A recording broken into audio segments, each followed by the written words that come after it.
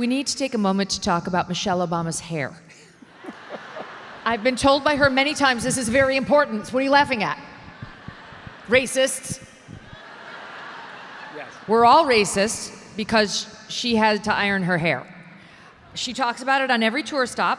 She's promoting her book. Hold on, I want to see which one it is. Okay, there's so many to choose from. But here's the latest. This is SOT 4. Let's take a look. A lot of people want to know, well, what do braids mean? What does she mean? Look, y'all. What does she mean? It's what, you know, I mean, that's how white folks are. It's like, what does that mean?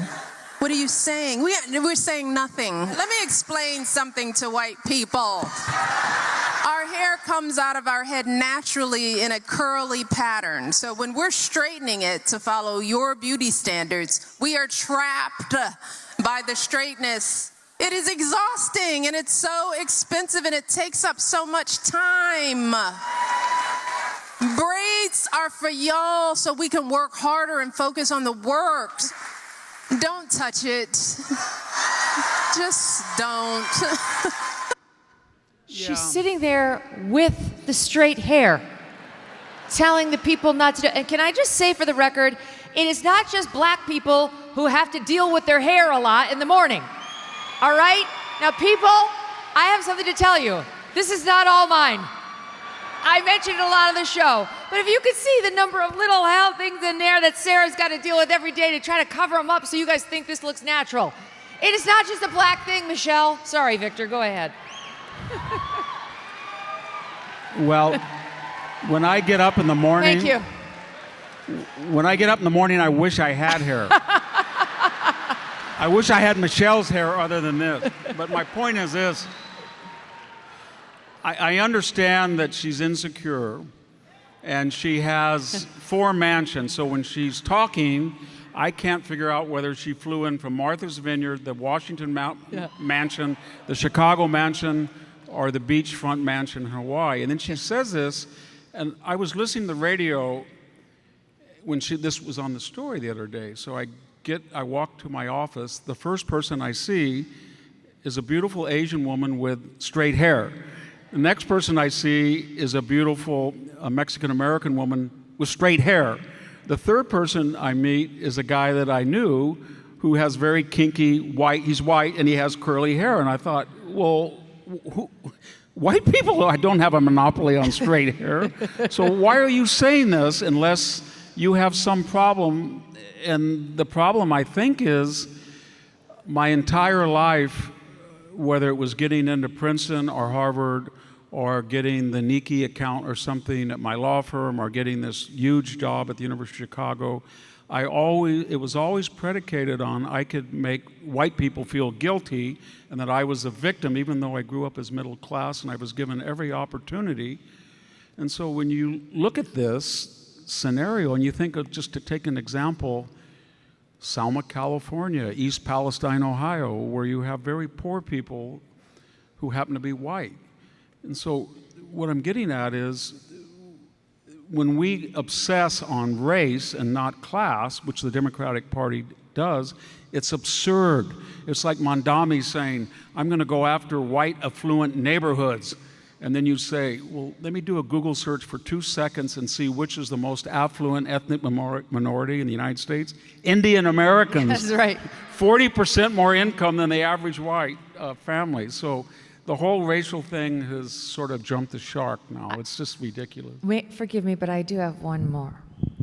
This one's not about the hair, but this falls into the Stephen L. Miller, the Red Steez on Twitter category of, I regret to inform you we've disappointed the Obamas again.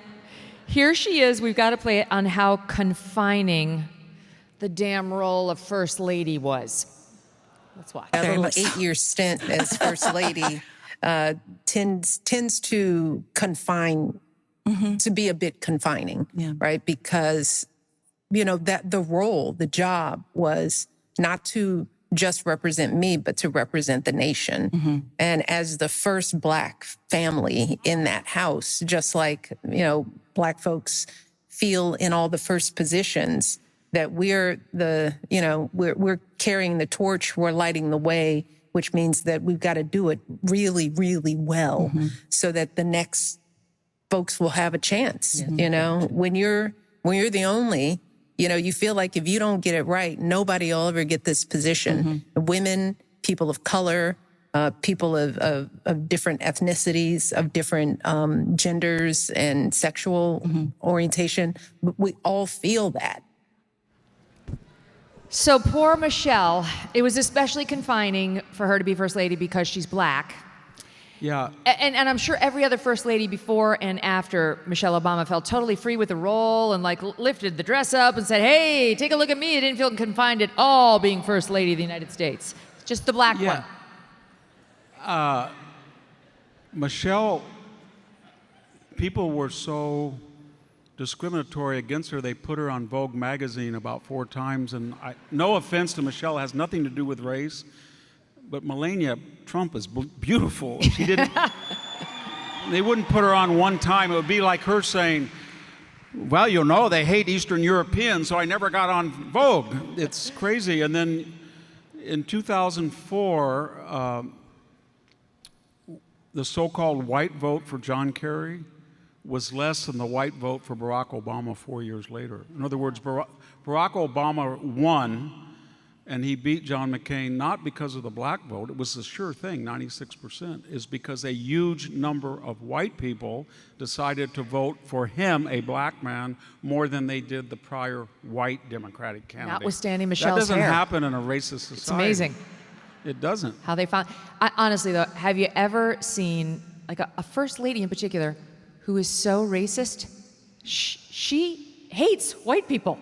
Her image of white people is the most negative, judgmental, nasty thing I've ever heard. She thinks all we do is look at black people with negative judgments about their hair and their dress and the way they behave. Meanwhile, it's really a case-by-case situation with blacks and whites, and she's failing it.